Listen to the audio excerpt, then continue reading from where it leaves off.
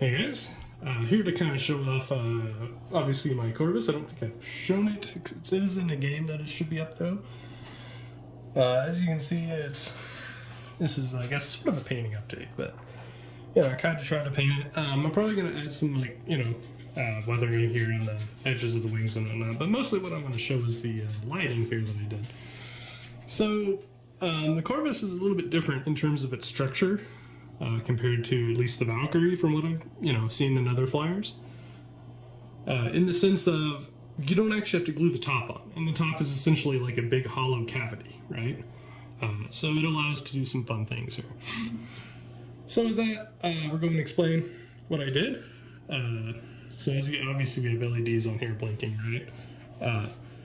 So first I drilled a hole through, any of the spots I wanted the LEDs. The ones specifically, the two red ones you see, are a little bit more difficult because I had to also drill one from the inside over.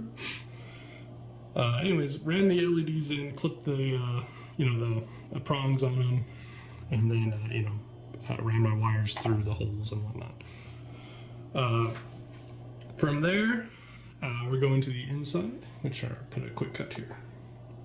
Okay, so as you can see, this part is not glued down, and you can essentially, I can't move it too far, but the wiring allows me to sort of flip it over like so.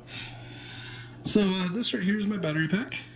It has 3 AA's in there, and it gives me roughly about 50 hours of, assuming I did math correctly. It allows it to be lighted for about 50 hours before I have to replace the batteries. So, in terms of game time, it's quite a few games. Right here is sort of my haphazard circuit board here.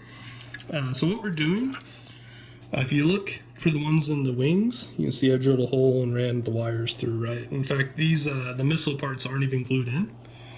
They're just, they're just kind of loosely on there, so I can, get in there and access the wires and the LEDs if needed. Thankfully, the Corvus allows me to do this. They just kind of slide in and kind of snap in there, so it's no problem. So as you can see, one of the LEDs kind of comes in through there, one right there. You can always have a electrician tape right here. The reason that's on there is to prevent a possible short. If the two wires on the prong hit touch, then it'll cause a short, and the wire and the lights won't actually light up for me. Right. So when you notice the green and the red are blinking at different speeds, right? And the blue's always on. So the blue's, there's no real tricks here. It's just literally running straight to the power. The red and the green are both running to different oscillators. The green is on a synchronized, so it's on at the same time, off. And I forget the frequency, but I have 2 oscillators in here running at different frequencies, and then the red ones are at a different frequency, and they're also alternating. So one's on, one's off at all times. The reason I put 2 oscillators, you can be lazy, I guess, and you can put you can run them through the same oscillator and just like blink. But if you're to do that, essentially what would happen would be like the 2 red and 1 green are on, and then or the 2 green and 1 red is on, and then the greens and 1 red go off and 1 red comes on. So it'd be like 3 on, 1 off, 3 on, 1 off, right? And that would kind of look a little funky. So I set it to be, slightly offset, slightly different frequencies. So sometimes they match up, but not usually. I do know that the frequencies, is divisible by, the other one. I just can't remember what it was. But yeah, so as you can see, when you actually come into here, I have lots of tape and whatnot trying to protect the wires, and I have tape over any junctions as well. Again, trying to prevent any possible shorts. The circuit board more or less just kind of lays in here. You can see the bottom, it's all soldered up there. But it more or less just kind of lays in there. And the power pack just kind of sits on top, no problem. I also have a couple of ties in here, obviously, to help make it so this is a little bit easier to manage all this. Whenever I actually push it up, put it all together, this kind of, a corner of the circuit board here just kind of lays up on top of this ridge. And it gives it just enough space for this to kind of clear in, and it barely sits in there enough until it can, lay down, and it'll hold itself up like that.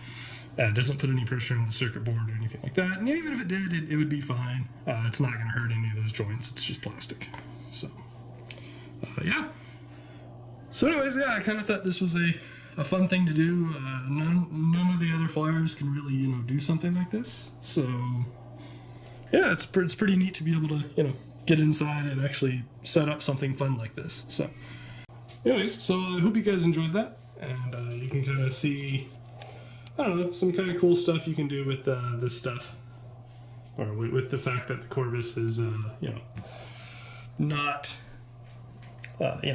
it's hollow and you can actually access it. You don't actually have to glue everything together. And I don't know, it's just kind of a cool thing. It doesn't really add much. It's pointless, but I don't know. I enjoyed it. I thought it was neat. Thought I would share kind of how it was done in case, maybe anyone else is interested in doing something like that. So, anyways, guys, that'll do it for this update. Till next time, take care.